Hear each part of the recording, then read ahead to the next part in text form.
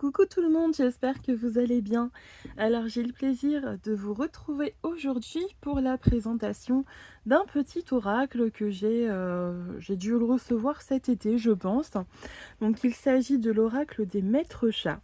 Donc pour ceux qui ont l'habitude de me suivre, vous connaissez mon amour pour les animaux et les chats qui m'ont toujours accompagnée tout au long de ma vie. Voilà. Donc il s'agit d'un jeu de 50 cartes qui est sorti donc aux éditions Hachette Pratique. Donc on va voir un petit peu ce qu'on nous dit derrière.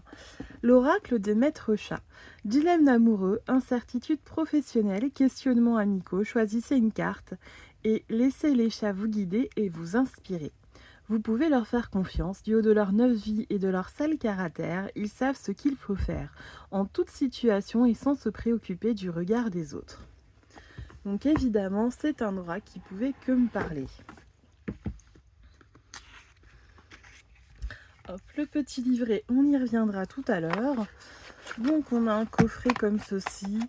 Après ça va, ça. J'aime pas trop ce genre d'emplacement pour les cartes, mais c'est vrai que maintenant, ils sont quand même plus qualitatifs qu'avant. Donc on a un jeu avec des tranches neutres, au format oracle, et avec un dos tout simple comme ceci. Voilà, donc les cartes sont mates. Elles sont d'épaisseur juste ce qu'il faut, vraiment de bonne qualité, juste ce qu'il faut de rigidité et de souplesse. Et on va continuer avec la présentation des cartes.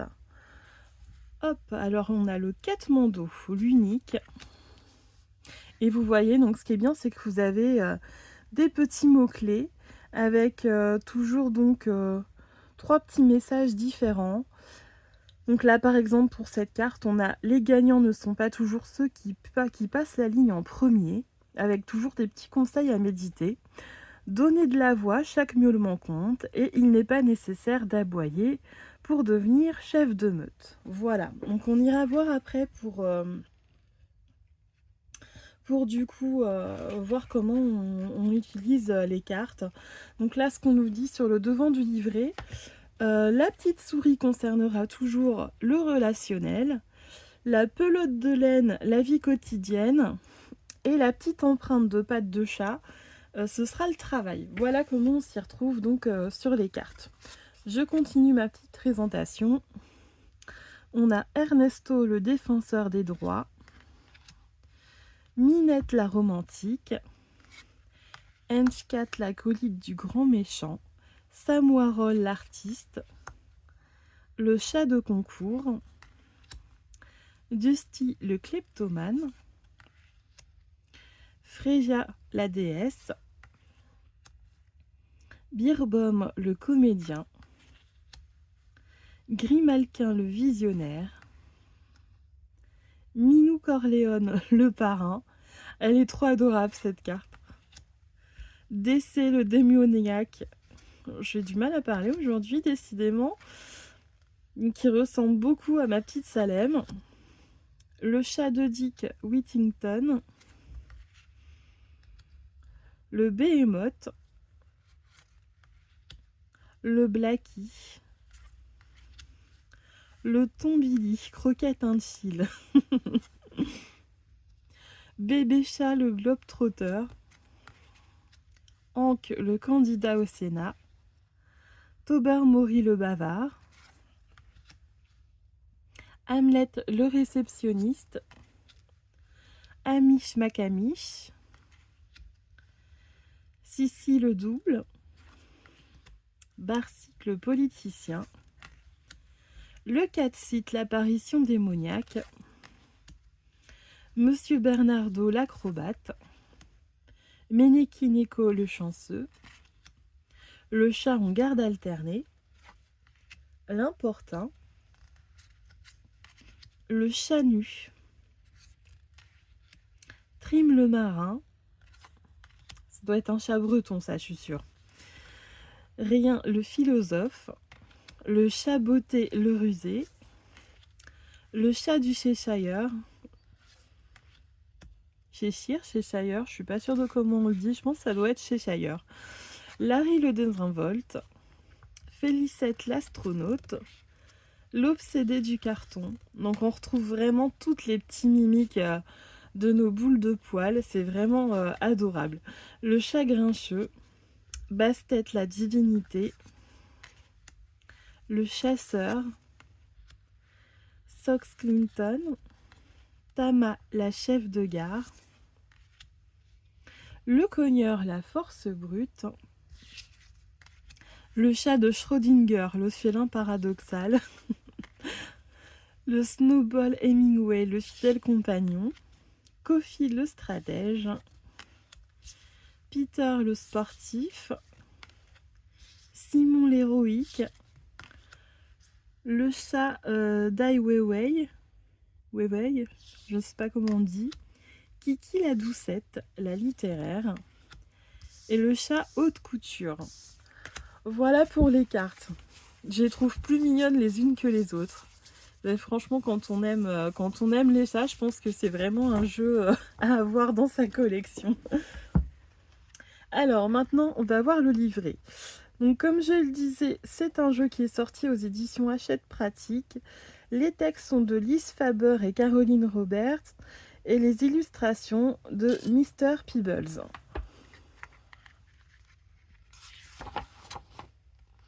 Donc on tombe directement sur la présentation des cartes.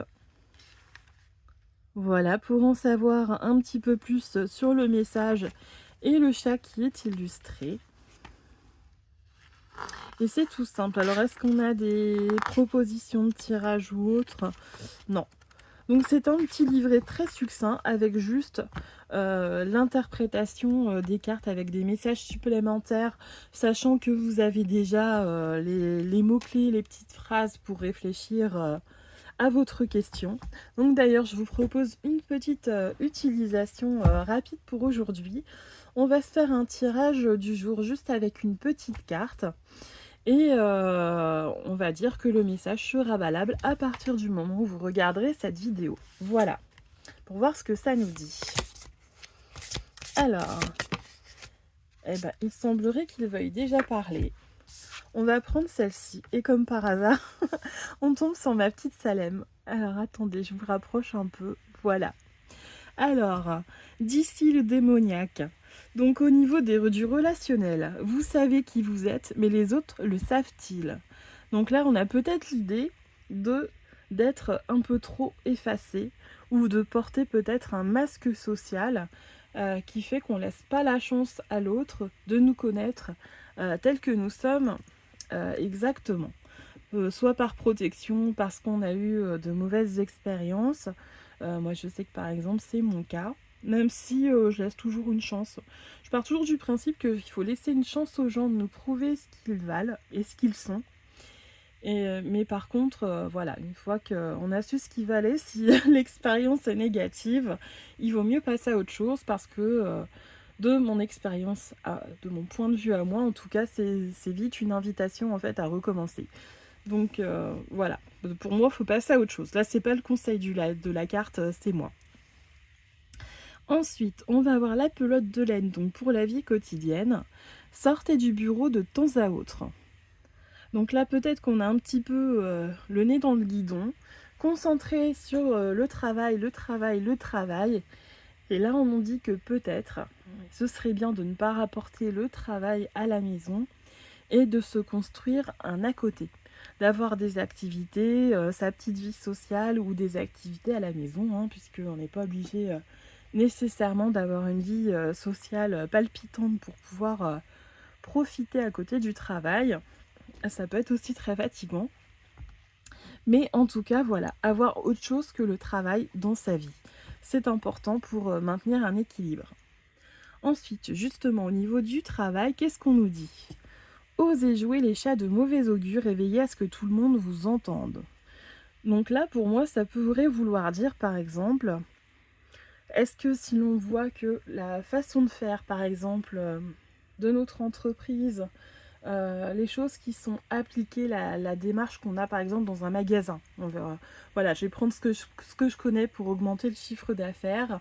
Il y a certains magasins qui peuvent mettre en place des choses qui vont être limites. Il y a ceux qui vont sauter sur le client à peine arrivé, ceux qui vont dire: «Bah non, on laisse le client découvrir le magasin et après si on le voit un peu perdu éventuellement, on va vers lui pour lui rappeler qu'on est là», par exemple. Ça peut être des choses comme ça. Si on voit des choses qui sont négatives, qui sont pas forcément à faire pour le bien-être de l'entreprise, bah, peut-être au lieu de le garder pour soi, par peur de se faire mal voir ou de ne pas se faire entendre, bien peut-être que là, ce serait le moment d'y aller et de dire: «Non, il y a quelque chose qui va pas, je ne suis pas d'accord et je vais vous expliquer pourquoi». Voilà pour ces petits messages d'aujourd'hui. Eh bien, je vous quitte, là-dessus et je vous dis à la prochaine fois pour, une prochaine présentation. À très vite.